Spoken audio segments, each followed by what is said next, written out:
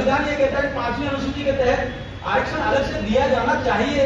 Bharatiya Janata party ने 1996, 1995, 2007, 2016, 2018 में notification करके स्थानीय युवाओं को आरक्षण दिया।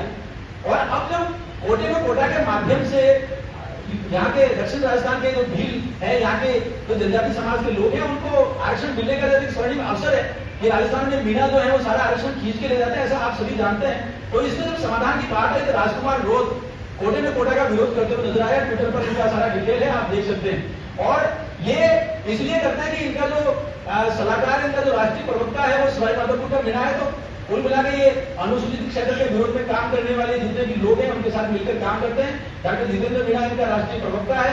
इसके साथ ही साथ बहुत सारी बातें इसमें आप सभी को ध्यान में है, वो सारी इसमें दिखती हैं।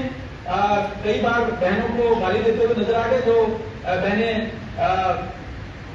जो व्रत करती हैं, मनसावा का व्रत करती है, महादेव का व्रत करती है, उनको गाली देते हुए नजर आए।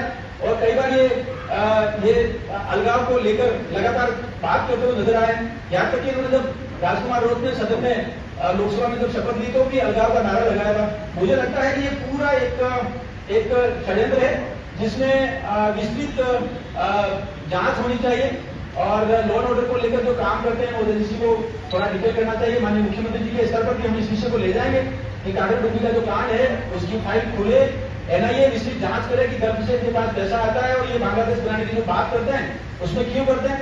और बीएपी के आने के बाद कई लोगों का मानना है कि चर्च की संख्या क्षेत्र में बढ़ती जा रही है, रातों रात ये कुछ कर रहे हैं, जैसे जेसुआ नाम से ये लोग काम कर रहे हैं। और क्षेत्र में साइबर अटैक भी बहुत हुए हैं और डिजिटल अटैक के माध्यम से ये संस्कृति को लगातार अटैक करते रहे। तो ये सारे जो विषय है ये आपके सामने मैंने इसलिए रखा है कि न केवल डूंगरपुर, न केवल बांसवाड़ा, बल्कि हमारा जो क्षेत्र है बहुत शांति के साथ लोगों के साथ मिलकर सामाजिक सौहार्द के साथ काम करने वाला है और सामाजिक सौहार्द के साथ काम करते करते विकास को तेजी से आगे बढ़ाने का काम करता है। लेकिन लॉ एंड ऑर्डर को खराब करके कुछ लोग, जैसे विशेष तौर पर बीएपी की भूमिका ज्यादा है, जो कि बीटीपी का एक नया रूपांतरण है जिसका सबसे बड़ा जो सरगना है वो राजकुमार रोध है। ये लुटेरी गैंग है, इसकी पूरी जांच होनी चाहिए। आजपुर और डूंगरपुर उसके बाद तो आसपास के लोग बात करने लगे हैं, वो कहने लगे हैं कि हम ठगे गए हैं, हम लोगों को वोट देते समय ध्यान रखना चाहिए, लेकिन अभी गड़बड़ हो गई है। दरियावत में कल ही मैं वहां जाके आया हूं, तो वहां एक नलवा नाम का गांव है, वहां के लोगों को इन्होंने ठगा है और अलग ढंग से बात की है। वो पूरा प्रकरण भी कभी आपके सामने लेके आएंगे। और ये भी नजर आता है कि कांग्रेस जो है यहाँ दम तोड़ती जा रही है और जो कांग्रेस के लोग भी कहने लगे हैं कि राजकुमार रोध ने उनको ठग लिया है और वो केवल उनके तो अध्यक्ष केवल जमशा डांस कर रहे हैं और इतनी बातें कर रहे हैं।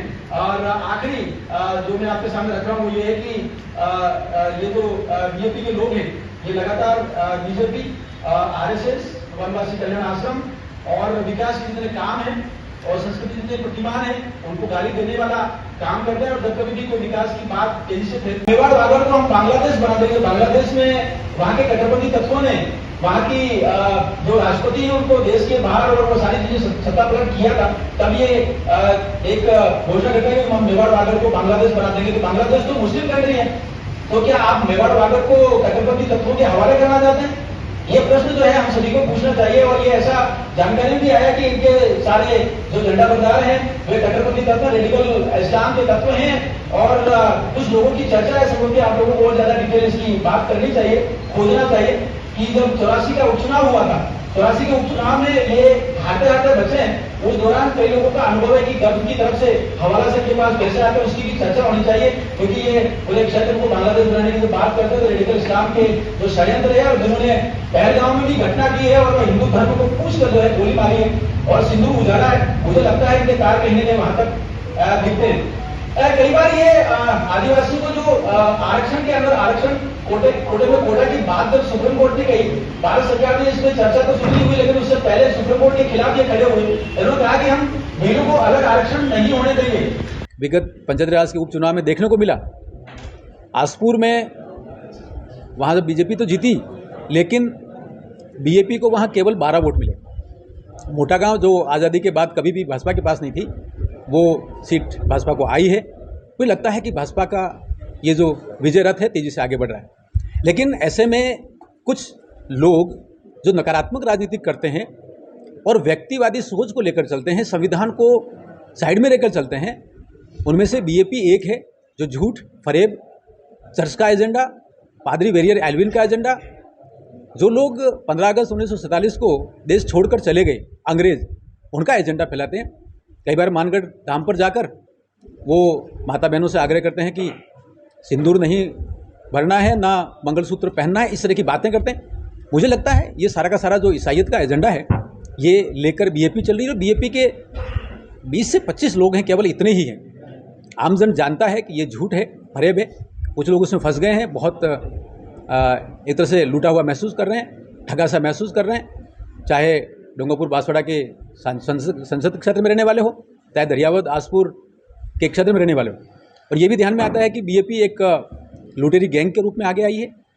इनका बागीदोरा का एक विधायक जय कृष्ण पटेल करीब 20 लाख रुपए लेते हुए रंगे हाथों एसीबी ने गिरफ्तार किया है। ये सारी बातें जब आ रही हैं तो ऐसा ध्यान में आ रहा है कि ये लुटेरी गैंग है और राजकुमार रोत इसका सरगना है। लेकिन ये बरगलाने के लिए कभी कभी उदयपुर शहर में आकर धरनाबाजी करते हैं, कभी कहीं जाके करते हैं, कुछ लोगों को अपमानित करने की बात करते हैं। मैं इनसे 2-3 बातें पूछना चाहता हूँ। नंबर 1, कांग्रेस ने रावत सरनेम के आधार पर करीब 2.5 लाख जनजाति बंधुओं को ओबीसी में डाल दिया और उनका तुम मजाक उड़ाते हुए ठीक है क्या? वागड़ मेवाड़ को बांग्लादेश बनाने की बात करते हुए ठीक है क्या? और तीसरा और महत्वपूर्ण बात, ऐतिहासिक तौर पर दक्षिणी राजस्थान के जनजाति बंधुओं को कोटे में कोटा का आरक्षण मिलने की संभावना जब बनी है, सुप्रीम कोर्ट ने कहा है, उसका आप विरोध करते हैं और जो माइनॉरिटी हैं उनको एसटी की परिभाषा से बाहर निकालने की बात करते हैं, तब तुम उसका विरोध करते हो। ये ठीक नहीं है।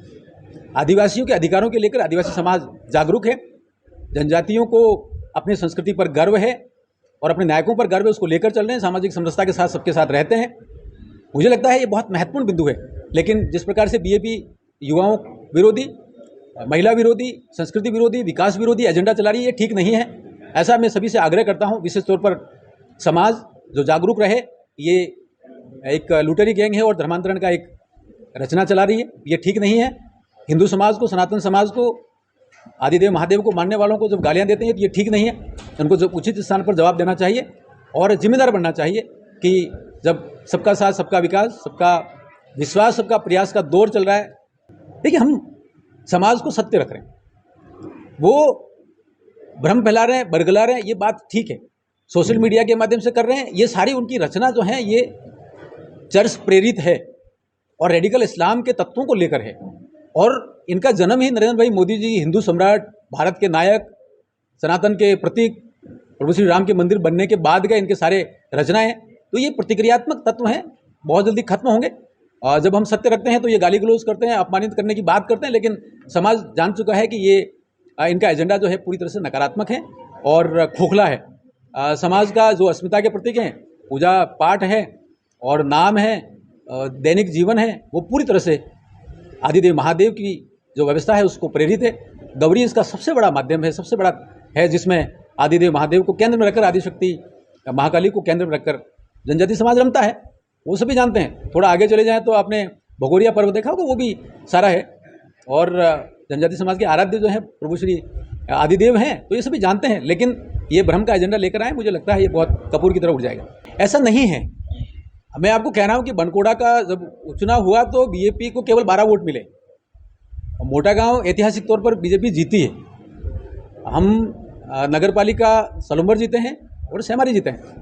तो ये सारी बातें हैं, धीरे धीरे समाज को पता लग रहा है, लोग समझ रहे हैं कि ये ठग हैं, ये झूठे हैं, ये भ्रम फैलाने वाले हैं और ये केवल चर्च की राजनीति करते हैं, ये समझ में आ गया है। इस कारण ये फैलता चला जा रहा है और मुझे लगता है युवाओं को भी ये ध्यान में आता चला जा रहा है। कुछ लोग भटक कर चले गए हैं, वो भी जल्दी आएंगे।